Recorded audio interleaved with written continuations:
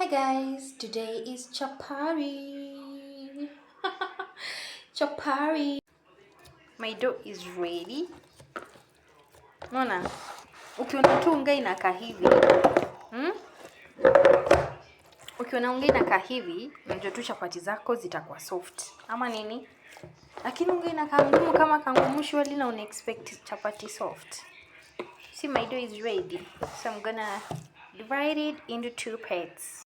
I have divided my dough into 2 parts so that when I'm making it, it's not that hard or difficult. And yeah, you can do the same. Kama unataka kuunda chapati ambayo haikusumbui, unaigawanyisha. Kama ni unga kubwa sana, you can even make 4, 3, 2, so it depends with you. And yeah, time to apply the oil. And guys, you make sure that you apply the oil very well so that every part of your dough gets the oil. Sawa? Chapati ni mafuta. There's no way someone will tell you that I want nice chapati and you can't, you apply very well. You can apply with your hands if they're clean. You can apply with this. You can apply in whichever way. You can use a spoon if you don't have this one. As you can see,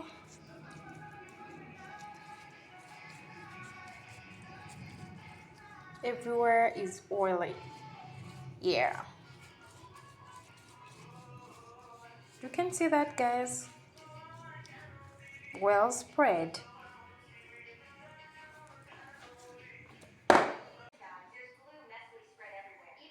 Sijapika chapati mingi kwa sababu nikipika nyingi nitachoka. Sasa nimepika tu kidogo yenye watu watakula wamalize, si ndio guys? You can see. Look at that. Look at that. Look at that. How does it look? Amazing.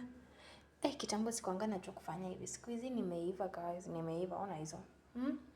Acha tungoje tuone beba anazitoaje. Then mimi hufunika unga yangu by the way so that inzi siziangukie ama anything with a clean towel. A clean what? A clean kitchen towel. Let's say yeah, with a clean kitchen towel. Yeah, so ready to start cooking. So you can see I've already done.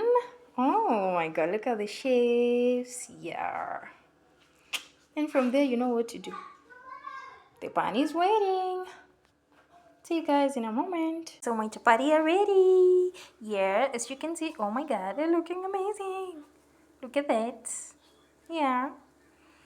Ready to eat. Kujeni sasa tukule. My chapatis are done. Amazing. Wow. Chapati tamu. Chapati tamu na unga wa ajab. Yeah guys, it's ready.